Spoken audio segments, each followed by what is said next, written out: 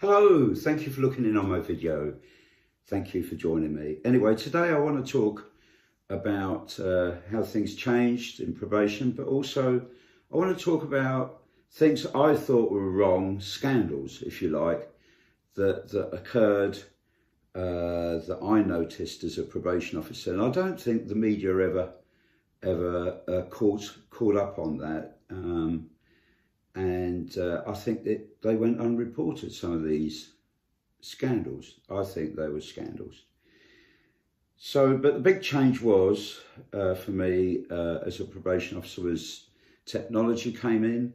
But with that came more bureaucracy. And when I first started work in probation, I had much more freedom to work creatively with clients, service users, and to work in positive ways, getting them to achieve positive things and to help them make positive changes to their lives and to help them stop offending. But increasingly, the job became more and more bureaucratic, more form-filling, more about control and surveillance sort of things. And there were big changes which I think we got wrong. One was recalls back to prison. We used to have to present evidence at court, but now the probation service can recall. And what tends to happen is that the police put tremendous pressure on probation to recall people. The other big change was through politicians. One was when something went wrong, when somebody committed offence. Michael Howard, who was Home Office Minister at the time, brought in that there should be reviews of the management of the case. So what happened was if one of your offenders committed a serious offence, your files were seized and you were held to account on how you managed that case. So that was pretty scary. Big change as well over the years, of course, is that prison sentences have gone up since the 1930s. Over the last 30 years, the number of people in the UK jails has gone up by 70%. By the year 2026, it's predicted that we're going to have 100,000 people in our jails. And 30 years ago, we only had 40,000. The reason for this is that the politicians have been playing this tune. Politicians are responsible for this increase, and it's caused real problems. We've got shortages of prison officers. There's been high staff turnover with the prison officers, and our crumbling prisons just can't cope.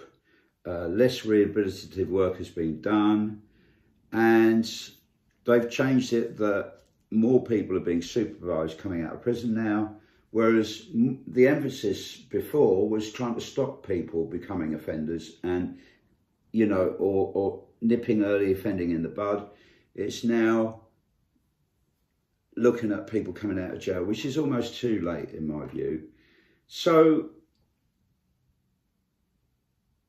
the politicians really have caused a lot of problems. The other thing was they severely reduced legal aid, which is grossly unfair, really, and the courts are running really late and badly. Cases there's a big logjam of cases through our courts. So these are all things going wrong, but they're not necessarily scandals, are they? But they're things that need to be worked on. But one of the scandals I came across, and a lot of these really involve the police, and the probation service are minuscule compared to the police, absolutely tiny. And they're pretty much, I feel, the probation service are pretty much the poor relation in the criminal justice system. But one of the things I came across, and it never really hit the media, it did hit one of the local papers where I worked, but what was happening was people were being prosecuted for breach of probation, and the police knew they wouldn't even turn up to court, some of these. So what would happen was, say if I was prosecuting the case, I'd ask the magistrates to issue a warrant for that offender's arrest.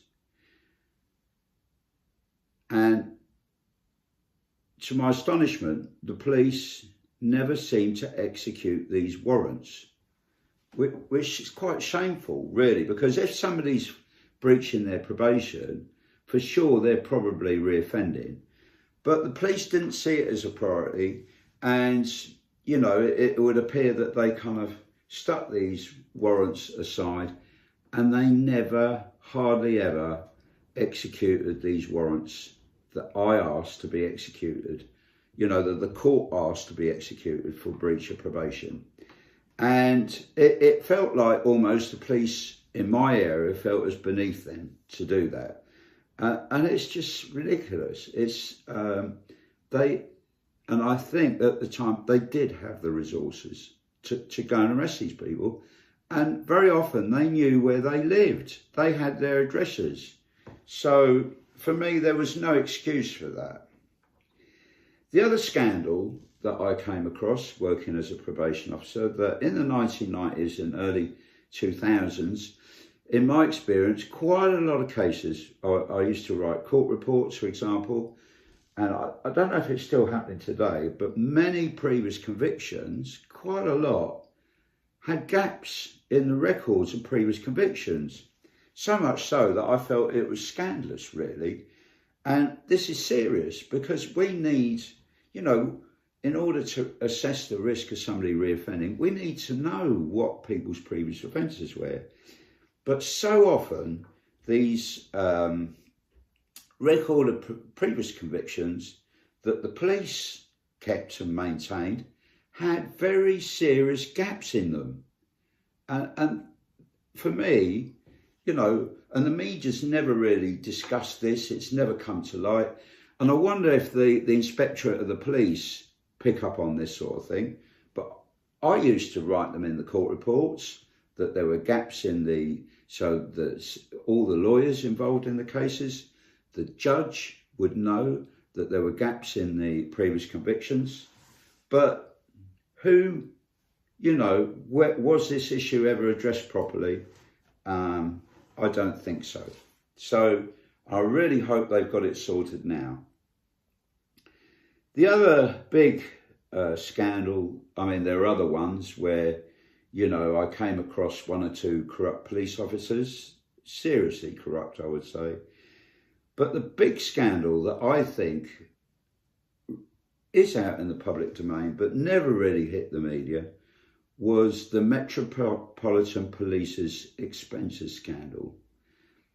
It was, I mean, not only did they have scandals, the police, with their expenses, but so did politicians have very, very serious expenses scandal. And many of them just got away with repaying the money that they'd wrongly claimed. But what happened with the Met Police scandal was, it was around about 2006, and I think it highlighted how poorly and naively how badly managed the police were at the time. But the police issued thousands of American Express cards to Met Police officers to claim to use when for lawful expenses, when doing, you know, for example, paying for a train fare or an underground fare or whatever, or legitimate expenses, fuel or whatever, that they used for their credit cards. But there appears to have been very, very poor control and monitoring of these police expenses, in that a lot of the money spent on these American Express cards that should have been for legitimate expenses was spent on other things, on things like gambling debts, on entertainment, going to the theatre, going out to the restaurant, holidays. Now, one police officer one or two were made examples of. One of them spent in the region of £70,000 inappropriately and was prosecuted for that. But the vast majority, nothing happened really. And the auditors stated that they could not account for £5 million of public money misspent by the Met police officers. Now, I haven't really seen that in the newspapers or on the television, but for me, that was an outrageous scandal that is documented, it is written about in various books, but has never really hit prominence within the media. So, you know, all these things go on, and, you know, and there I was, this knackered probation officer working all hours, and we really felt that if anything went wrong on our watch, we'd be hanging out to dry, you know. So there you go. So there's lots of things there, but for me, what outrageous scandals. Warrants not being executed, records of previous convictions being outrageously inaccurate, and this huge £5 million that couldn't be accounted for by couldn't be accounted as lawful expenses by the Met Police's own auditors.